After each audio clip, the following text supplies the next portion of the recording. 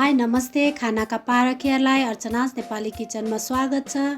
आज मैले यहाँहरूको लागि खसीको मासु पकाउने तरिका लिएर आएको छु, जुन यहाँले हेरिसके पछाडि अवश्य पनि मिठो गरी पकाएर खानुहुन्छ भन्ने आशा लिएको छु।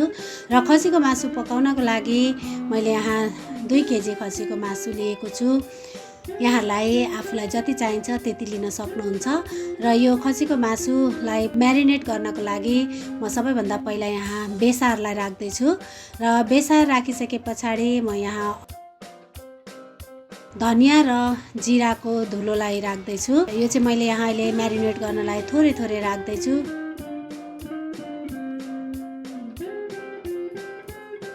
अदुवा लसुनको पेस्टलाई पनि राखेँ।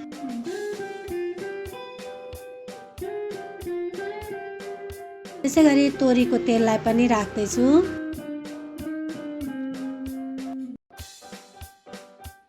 र मैले यहाँ अलिकति चिल्ली फ्लेक्सलाई राखेँ र थोरै नुन राख्दैछु। म नुन फेरि पछि पनि युज गर्छु, यहाँ अलिकति मात्रै राखेको छु।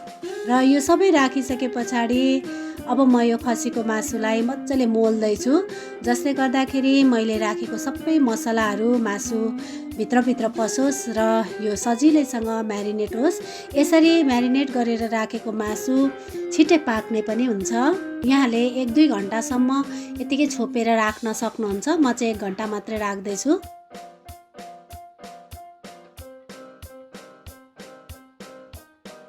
त्यो म्यारिनेट हुन्जेल म अन्य तयारीतर्फ लाग्दैछु। र अन्य तयारीको लागि मैले यहाँ 2टा प्याजलाई मसिनो गरी काटेर लिएको छु। त्यस्तै गरी टमाटरलाई पनि 4-5वटा टमाटर काटेर लिएको छु। त्यस्तै धनियालाई लिएको छु। र मैले मासुमा फुराउनको लागि तेजपत्ता, दालचिनी, जिरा, धनिया, ल्वाङ, मरिच र सुकुमेललाई लिएको छु।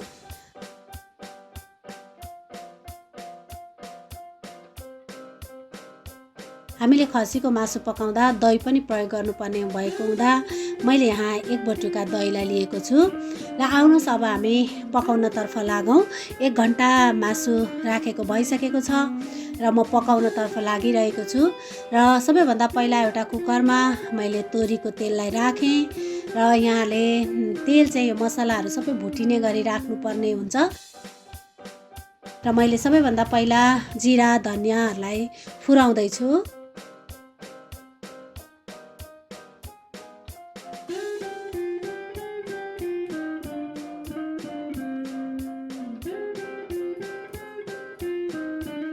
यो सबै हालेर एकछिन यसलाई फुराउनु पर्ने हुन्छ। र यो एकछिनपछि सबै मेथीहरू रातो भइसकेपछि म अब यसमा प्याजलाई राख्दैछु।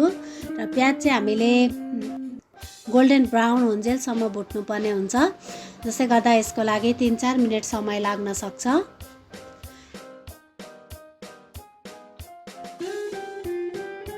र यहाँहरू देख्न सक्नुहुन्छ प्याज मजाले भुटिसकेको छ। अब म यसमा टमाटरलाई राख्दैछु। र यो टमाटर अलि बाक्लो बोक्रा भएको हुँदा यो सजिलै नपाक्ने भएको हुँदा म यसलाई एकछिन छोपेर पकाउँछु।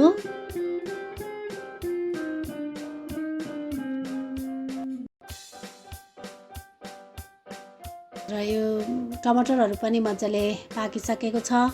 अब म यसमा अलिकति अदुवा लसुनको पेस्टलाई फेरि राख्दैछु, किनभने अघि हामीले मासुमा पनि राखिसकेका छौँ, त्यही भएर म यहाँ थोरै राख्दैछु।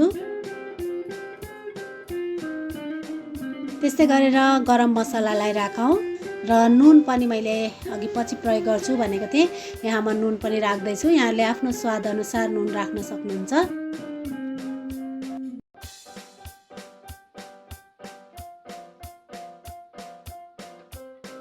र मैले अघि 1 बटुका दही लिएको थिएँ, त्यो दहीलाई पनि मैले यतिकै राखेँ। यहाँले यसलाई फिटेर पनि युज गर्न सक्नुहुन्छ। मैले यतिकै हालेर अब यहीँ म यसलाई मिक्स गर्दैछु।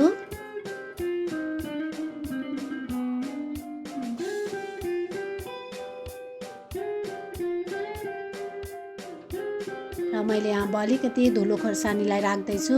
यदि यहाँहरूलाई पिरो धेरै मनपर्छ भने अर्को हरियो खोर्सानी पनि यहाँले युज गर्न सक्नुहुन्छ। यो सबै राखिसके पछाडि हामीले यसलाई मजाले भुट्नुपर्ने हुन्छ। जबसम्म त्यो सबै मसलाहरू भुटेर तेल निक्लिँदैन तबसम्म भुट्नुपर्ने हुन्छ र यो मसलाहरू सबै भुटिसकेको छ। अब हामीले अघि म्यारिनेट गरेर राखेको मासुलाई यसमाथिबाट राखौँ।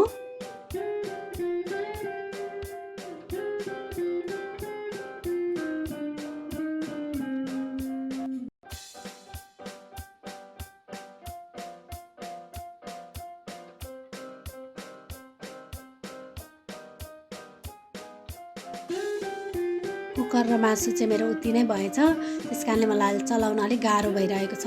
त्यही पनि बिस्तारोसँग यसलाई सबै मसलाहरू पुगुन्जेल एकपटक चलाउनु पर्ने हुन्छ।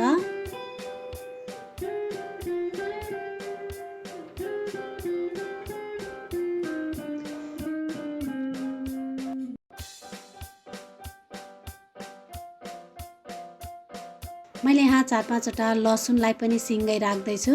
खसीको मासुमा यसरी सिँगै राखेर पकाएको लसुन साह्रै स्वादिष्ट हुने गरेको पाएको छु र राखेँ।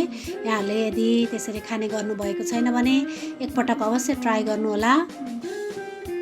र यो लसुन पनि राखिसके पछाडि मैले सबै मासु र मसला मिक्स गरिसकेँ। अब म यो कुकरलाई बिर्को लगाउँदैछु र 3-4 सिटी यो लागे पछाडि मासु पाक्यो भन्ने हुन्छ र लगभग 10 मिनट पनि भइसकेको छ। 3-4 सिटी लागिसकेको छ र मैले बिर्कोलाई आफै खुल्न छोडेँ र यहाँ देख्न सक्नुहुन्छ मासुमा पानी पनि आइरहेको छ र यो पानी सबै सुकुन्जेलसम्म यहाँले 10 मिनट 15 मिनटसम्म पकाउनु पर्ने हुन्छ र यसरी सबै पानी सुकिसके पछाडि हाम्रो मासु तयार भइसकेको छ।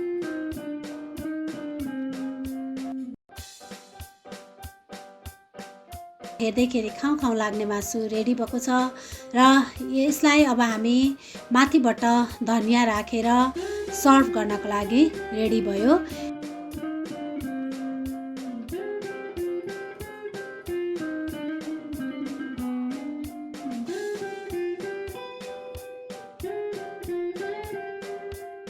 अब एकपटक यहाँले यसरी खसीको मासु बनाएर अवश्य खानुहुन्छ भन्ने आशा लिएको छु र यहाँले यो खसीको मासु पकाउने रेसिपी कस्तो लाग्यो प्रतिक्रिया पनि दिन नबिर्सिनुहोला।